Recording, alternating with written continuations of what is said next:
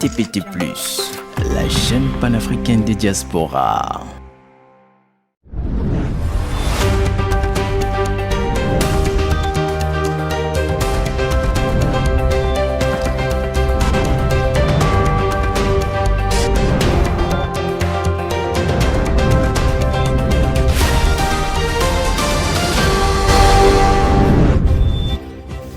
Mesdames et messieurs, merci de choisir TPT+, la chaîne du moment pour vous informer. Les titres du journal. Arrivé hier vendredi à Oyo du président de la République démocratique du Congo, Félix Tshisekedi, pour une visite de travail de 24 heures. Toujours à Oyo, le président de la République, Denis Sassou Nguesso, a procédé hier vendredi au dépôt de la gerbe des fleurs sur la tombe de sa regrettée mère, Emilienne Mouebara. Cérémonie de remise de diplômes et machines à coudre ce samedi 11 mai 2024 aux finalistes du centre de formation Maison de la Veuve et de l'Orphelin à Pointe-Noire. À l'étranger, possible prolongation au Mali de 2 à 5 ans supplémentaires de régime militaire. Voilà pour les titres, à présent les détails.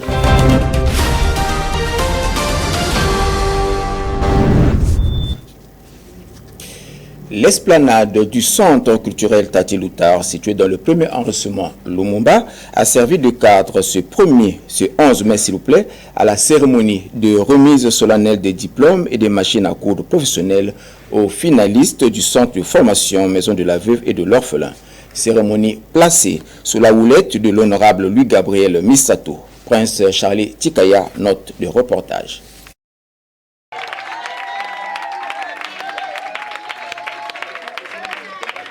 Elles ont été plus d'une cinquantaine d'apprenantes ayant bénéficié de cette formation gratuite en haute couture. Une formation initiée par l'élu de Lumumba 1, l'honorable Louis-Gabriel Misato, dans le droit fil de la vision du chef de l'État qui ne ménage aucun effort à résoudre l'épineuse problématique de l'emploi qui mine la jeunesse congolaise en ayant décrété cette année 2024 comme celle de la jeunesse. Une fin de formation qui a été sanctionnée par la remise de diplômes et des machines à coudre professionnelles toutes neuves aux 53 apprenantes. Joël Alexis Okemba, en sa qualité de directeur de centre de formation ayant formé ces dames, loue l'initiative.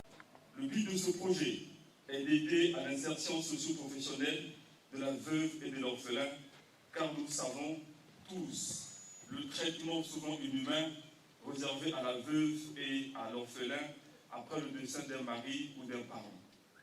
La veuve et l'orphelin doivent avoir une place de choix dans nos familles respectives. Comme vous le voyez, cette initiative de l'honorable Louis-Gabriel Misato cadre bien avec la vision du président de la République, chef de l'État, son Excellence Denis Sassou Nguesso, qui a décrété l'année 2024 année de la jeunesse. Donc cette formation reçue par les jeunes dames ici présentes et qui se termine par l'octroi à chacune d'entre elles d'une machine à coudre toute neuve leur donne accès automatiquement à l'emploi pour se prendre en charge. La représentante des apprenantes a remercié le géniteur de cette initiative, l'honorable Louis-Gabriel Misato, en ces termes. À travers de cette formation, nous avons brisé un mythe. Si hier nous étions considérés comme des jeunes, désœuvrés et sans métier, aujourd'hui nous détenons un métier, celui de la couture. À l'issue de celle-ci, notre perspective est celle d'ouvrir très prochainement, collectivement ou individuellement, dans nos différents quartiers, un atelier de couture afin de se lancer dans la course de la vie quotidienne. Et enfin, le bienfaiteur de cette formation, l'honorable Louis-Gabriel Misato, qui a dit ne pas seulement s'arrêter à la couture, mais offrir des formations dans d'autres domaines. Agricole au sens large qui constitue un des piliers du programme de société du président de la République, son Excellence Denis Sassou Nguesso, intitulé « Ensemble poursuivons la marche ». Chaque 2 mois, nous formerons un collège d'une vingtaine de jeunes dans les formations à vocation agricole. Les heureux récipiendaires de ces machines à coudre de haute qualité toutes neuves ont promis d'en faire bon usage. Une photo de famille est venue immortaliser cette cérémonie de remise. 10 mai 1982, 10 mai 2024, voici 42 ans jour pour jour que nous quittait Madame Emilienne Mouebara, génitrice du chef de l'État. Pour honorer sa mémoire, Le président de la République, Denis Sassou Nguesso, a déposé une gerbe de fleurs à Oyo sur la tombe de sa regrettée mère. C'était hier vendredi 10 mai 2024. Suivez. Le 10 mai, la famille Nguesso se souvient de la disparition à Paris en France d'Emilienne Mouebara, la maman du président de la République, Denis Sassou Nguesso. La commémoration de cet événement douloureux a été marquée par le dépôt d'une gerbe de fleurs sur la tombe de l'illustre disparu par le chef de l'État qui demeure très attaché à la coutume.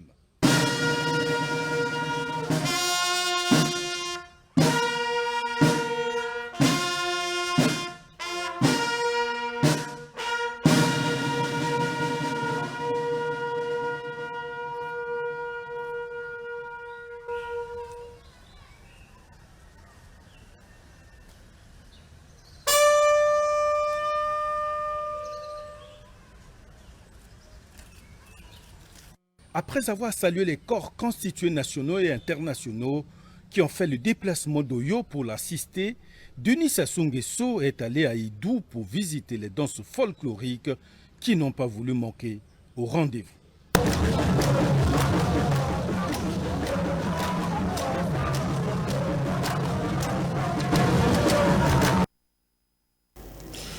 Le président de la République démocratique du Congo, Antoine Félix Tshisekedi, est arrivé hier vendredi 10 mai 2024 à Oyo pour une visite de travail de 24 heures. Il a été accueilli à sa descente d'avion par le Premier ministre chef du gouvernement Anatole Koliné-Makosso. Reportage. Le 10 mai 2024, le jour même de la commémoration des 42 ans de la disparition de la mère du président de la République à l'aéroport international d'Olombo, le président de la République démocratique du Congo, Félix Antoine Tshisekedi, a été accueilli par le Premier ministre chef du gouvernement Anatole Koliné-Makosso. Un accueil fraternel, signe de l'excellence des relations d'amitié et de coopération qui lient Kinshasa et Brazzaville. Pendant cette visite de travail qui s'inscrit dans le cadre de redynamiser et de développer davantage cette amitié entre nos deux pays, les deux chefs d'État auront des entretiens en tête-à-tête. La présence du président de la RD Congo sur le sol congolais a toujours été la bienvenue. Expression de son amitié et de son soutien inestimable, tant les relations nouées avec son homologue Denis Sassou Nguesso demeurent largement positives. Aussitôt arrivé, le président de la République démocratique du Congo, Félix Tshisekedi, a été reçu en tête-à-tête par son homologue Denis Sassou Nguesso. Les deux chefs d'État ont échangé sur les questions d'intérêt commun, particulièrement sur la crise à l'est de la RDC. Reportage.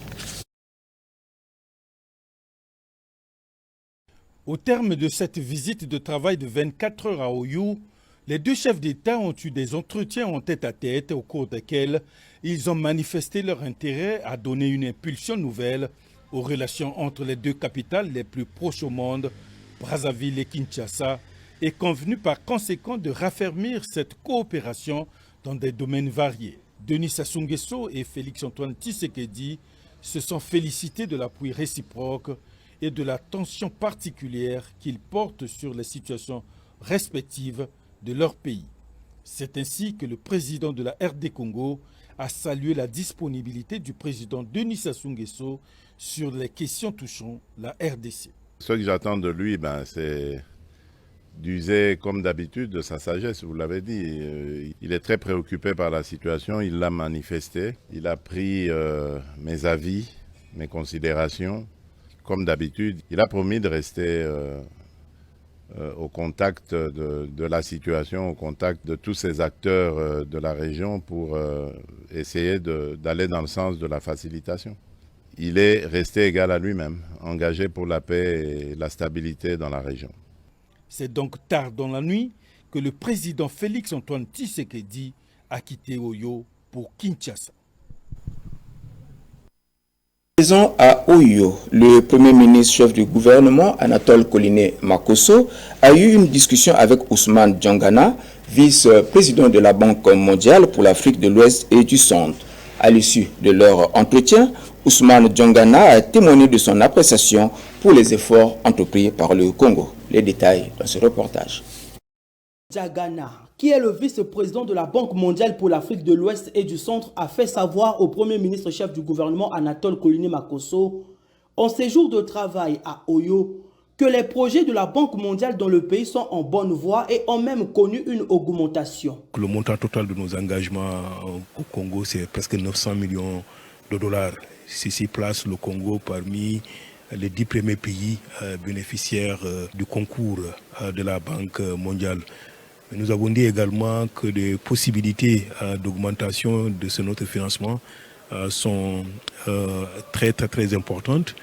Cela demande qu'on consolide les acquis, mais en même temps qu'on trouve des solutions aux quelques difficultés qui ne manquent pas, bien sûr, dans le cadre de l'exécution des programmes. Ousmane Djagana a exprimé son appréciation pour les efforts du Congo et a également salué le leadership du président de la République dans plusieurs projets de développement bénéficiant du soutien de cette institution de Bretton Woods. Ces projets concernent le développement des infrastructures, l'accès à l'énergie pour les ménages et les entreprises, ainsi que l'amélioration du capital humain et du secteur agricole. Ça nous donnera la possibilité, dans le cadre de notre prochain partenariat, de préparer des programmes encore plus conséquents. Et le deuxième, c'est véritablement le leadership de son Excellence, Monsieur le Président de la République. Et je dois dire également le gouverneur de la Banque mondiale qui demande constamment à notre institution de faire plus pour son pays, avec des arguments extrêmement convaincants. Donc ce nous permettra de faire un plaidoyer fort pour mobiliser davantage de ressources, en espérant cependant que les ressources qui existent déjà puissent être utilisées de manière beaucoup plus rapide et de façon plus impactante. Transformer les potentialités économiques du Congo en opportunités de développement exige un partenariat robuste. C'est ce que nous prévoyons de réaliser, a-t-il. Information en rappel. Débuté le 8 mai dernier, le colloque international sur le thème « La Chine et l'Afrique » avait pris fin le jeudi 9 mai dernier à Brazzaville autour des différentes thématiques primordiales. Michel Opakolé, note de reportage. Débuté le 8 mai dernier, la clôture du séminaire international franco-congolaise de l'Académie des sciences d'outre-mer Assam en sigle s'est tenue ce 9 mai dans la salle de conférence des 2 tours jumelles de Mpila où les panélistes ont évoqué plusieurs thématiques telles que l'Afrique et la stratégie des multinationales chinoises, Chine-Afrique, une danse diplomatique pour la paix. Emmanuel Collier, l'un des panélistes, nous dit ce qui suit. Les Chinois ont réfléchi à l'approche de l'Afrique, comme ça se voit dans le déplacement de Zhou Enlai en 1964, dans la visite de Zhao Ziyan, comme je l'ai dit, en 1982, dans la mise en œuvre du Forum de coopération Chine-Afrique. Vous savez, le Forum de coopération Chine-Afrique, on le présente comme un modèle institutionnel de coopération. Mais si vous vous souvenez, le premier groupe de pays à avoir lancé une coopération de cette nature avec l'Afrique, c'était l'Europe, en avril 2000, au Caire, en j'y étais. C'était le premier FOCAC en réalité. Le FOCAC en tant que tel du chinois, c'est en octobre, à Pékin, et c'était les Africains pratiquement qui ont proposé cela, les ambassadeurs africains. Mais encore une fois, les Chinois ont une vision, savent où veulent aller, ils ont repris la chose en main et ils ont commencé à en faire le cadre de leur intervention sur le continent. Anatole Koliné-Makosso, Premier ministre chef du gouvernement, dans son mot de clôture, a fait l'analyse des thématiques des panélistes. Comme il fallait s'y attendre, les intervenants à la cérémonie d'ouverture, aux panélistes, nous avons entendu des communications de très haut niveau scientifique et technique sur les différents sous-thèmes de la thématique générale.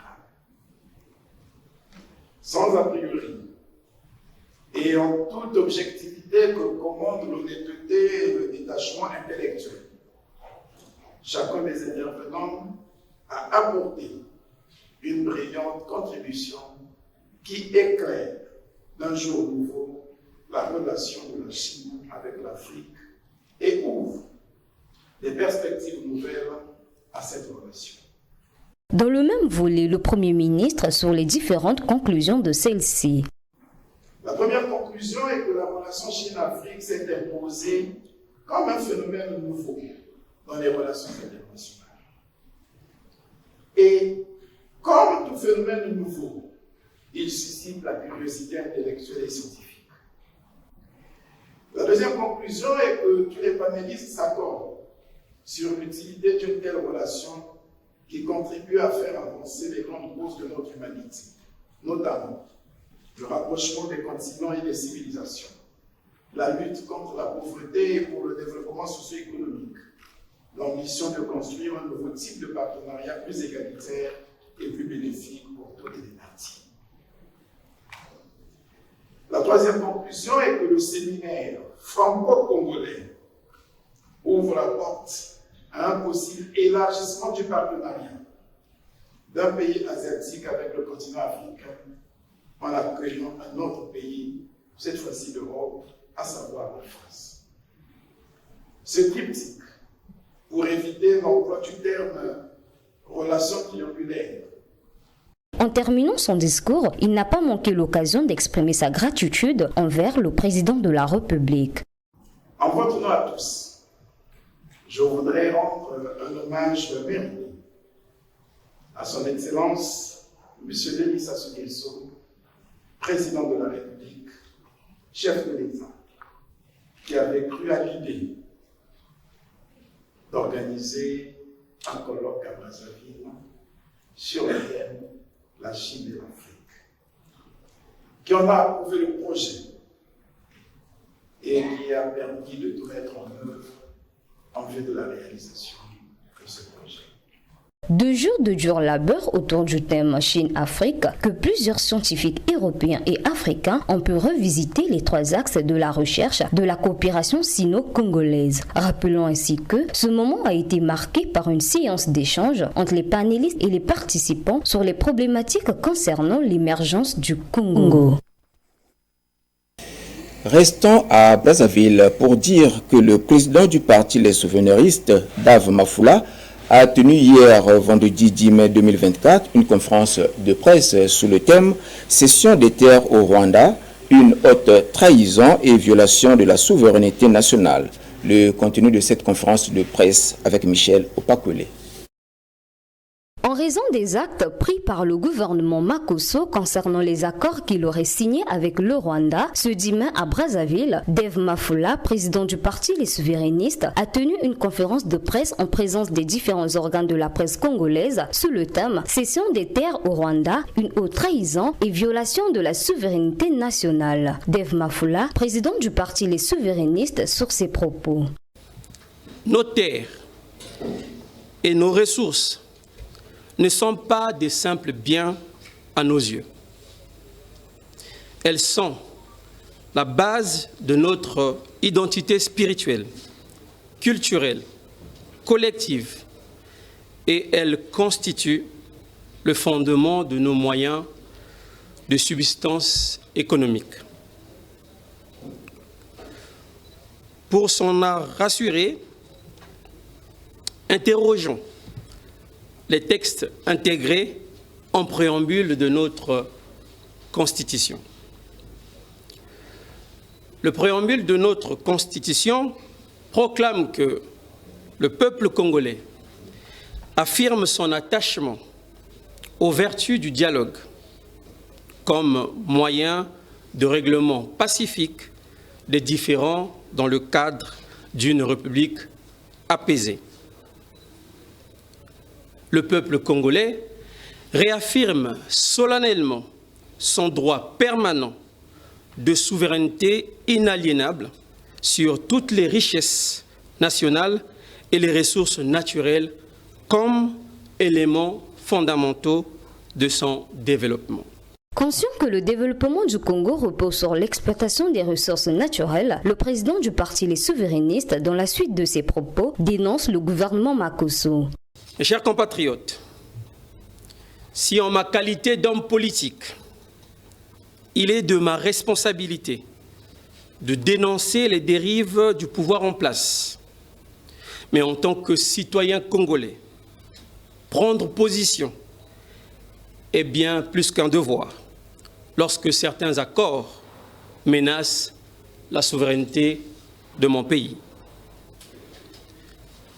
C'est à ce double titre que je me tiens devant vous pour dénoncer la spoliation de nos terres par le gouvernement et exprimer mon soutien au peuple congolais dans ce combat de préservation de nos terres, de notre héritage. Car là où il y a davantage de défaillance et de flou, c'est là où le peuple est appelé à renforcer sa vigilance. Dave Mafula n'a pas manqué une fois de plus l'occasion de pointer du doigt au gouvernement Makosso. Le premier point, il s'agit de l'illégalité de la concession de 300 hectares des terres de la zone industrielle et commerciale de Maluku à la société rwandaise Crystal Ventures. Deuxième point, l'illégalité du décret numéro 2022-258 du 18 mai 2022 portant autorisation expresse d'occuper une réserve foncière de l'État par la société Elevanco Congo, Massangi, district de Yamba, dans le département de la Bouenza. Le troisième point, c'est l'illégalité de la cession de 11 035 hectares d'une réserve foncière du domaine de l'État située au lieu dit village cité de David et Djambou-Fouana, district de Luvaku, dans le département du Niari. Le quatrième point, c'est l'inconstitutionnalité de la mise en œuvre de l'accord cadre sans autorisation de ratification par le Parlement. Face à cette problématique, le président du parti Les Souverainistes sur son engagement. Par conséquent, mesdames et messieurs les journalistes, mes chers compatriotes, je saisis cette occasion pour informer solennellement la communauté nationale et internationale de mon engagement à entreprendre immédiatement des procédures légales aux fins d'aboutir au retrait ou l'annulation des dits textes. Je procéderai sans délai à la saisine du Premier ministre au moyen d'un recours préalable aux fins d'obtenir le retrait de ces arrêtés illégaux. À défaut, le juge du contrôle de la légalité sera saisi. Au même titre, un recours en inconstitutionnalité de l'application de l'accord cadre de partenariat économique, de la promotion et de la protection des investissements entre la République du Congo et la République du Rwanda.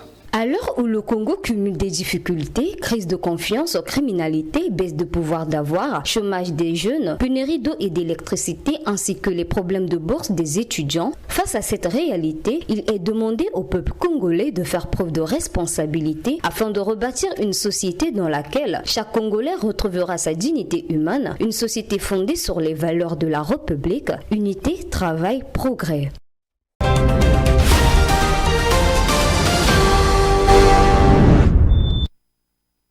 Les militaires maliens se sont installés au pouvoir il y a 4 ans et semblent y rester.